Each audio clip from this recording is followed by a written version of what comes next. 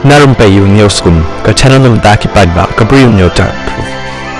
Isan ri kena kan thei ki belong rukum ki muslim ki barang red karta kilangat ke sa Uttar Pradesh apo ka anti conversion act da ka basya kena bakila penbor ya ka wei ka para jong wei briu ki bayalet school lang bakala phong ya ka burka da ka penbor ru ya ka ban kala sya kan Islam la pentip ki pulit men ka sing sajan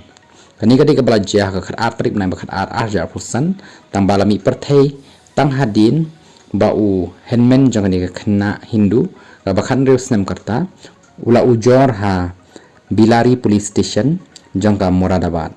haka jing ujor laong baki sanut kin thai iba khat san hado khan neus nem karta kilapen bor ya kapara jong u ki balik school lang bat ru kumju ki balik tuition lang haka jo ka jaka ban phong burka bat ro ban kelaniam ya ka ijahar la register hapo ka section lai but section sunway jang Uttar Pradesh provision of unlawful conversion of religion act arja apaway kabla khangru ban penbor ban penbi ikibril bakin kalaniam ki pulit kila ongru belayo I ya ka way ka video kabla posted bah ki rensan social media hakbalayo I ru ya ki kenthei hakawai ka jaka ke baki phong burka dakabran lang bat koy ka kenthei Hindu hakbalayo I ru balakam batla penkre yakajan bakan phong ban riam kumaki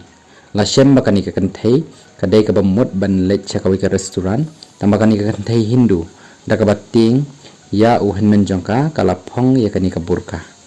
Superintendent of Police Rural u Kunwar Akash Singh uloong baro register case mar bayo yakajing ujor bala tokit patru kajing tokit kadang let chakmat ban shemdin yak ai ka blajia shisha katkum ka anti conversion act kiba shem bat kibala penbor ban kelaniam khamtam yaki khenna kila ban sha set hadu khat sausnem tangba nakada bakini ki ken theiru ki de gibrang red karta kamdam satya kata ka jingkem yaki baru ka jing toket kadai ban shem lada kadan shisha ni em kata ka jing persang ban pen kelaniam